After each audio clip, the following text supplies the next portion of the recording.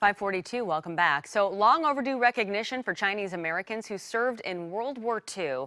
In the fall, many who are still with us and the families of those who are not will travel to D.C. to receive the Congressional Gold Medal. John Hopperstad is live from the International District with more on what this means for veterans and their families here in the Northwest. Hi, John.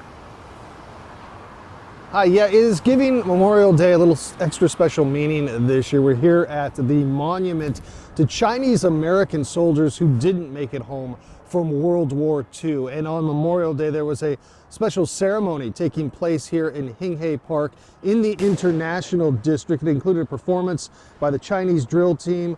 Remaining vets were here as well. The public paying their respects too. A way to say thanks to those who served and also those who we lost in war. But this won't be the only event this year to commemorate the sacrifice of Chinese American veterans.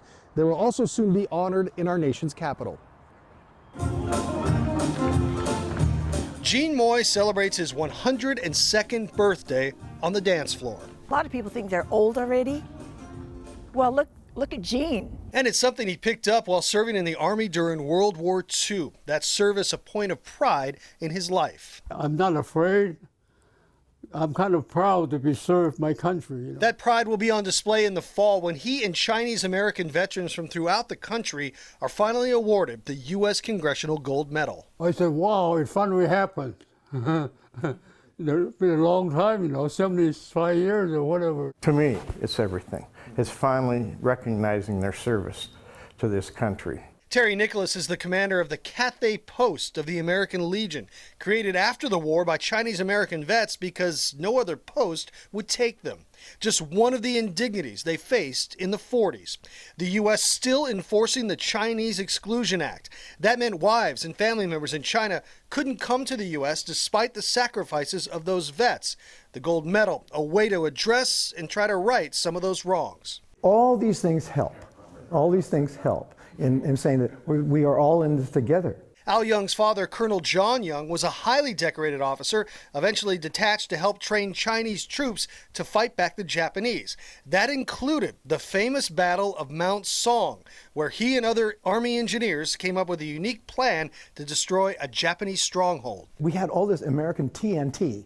He goes, why don't we just tunnel underneath their fortifications and blow the thing up? The plan worked, captured in pictures and even comic books. But this war hero still faced racism when he returned to his home country, even at his Army base. And he goes, well, so where am I staying tonight? She goes, and she pulls out a phone book. And she goes, you might find somebody with some Chinese names and you can stay with them. And my father was furious. 2.5 years, he comes back a major and he goes, let me see your commanding officer right away. John Young went on to be a success in business, but always looked back on his service with pride. And his son says he would be happy to know the Congressional Gold Medal is finally being bestowed to Chinese Americans. It's recognition. Recognition that this 102-year-old will receive in person, even if it means hanging up his dancing shoes for a few days. Gene Moy and his family are making the trip to the nation's capital to receive their gold medal. And this centenarian can't wait.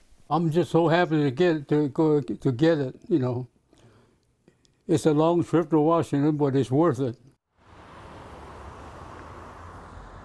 And he will make that trip to Washington. In fact, more than 850 Chinese American vets or their next of kin have been notified about this gold medal, but local organizations are still looking for others who are deserving of that medal, and they were also pledged to help them with finances to get them to Washington, D.C. to receive that in person. Guys, we'll send it back to you.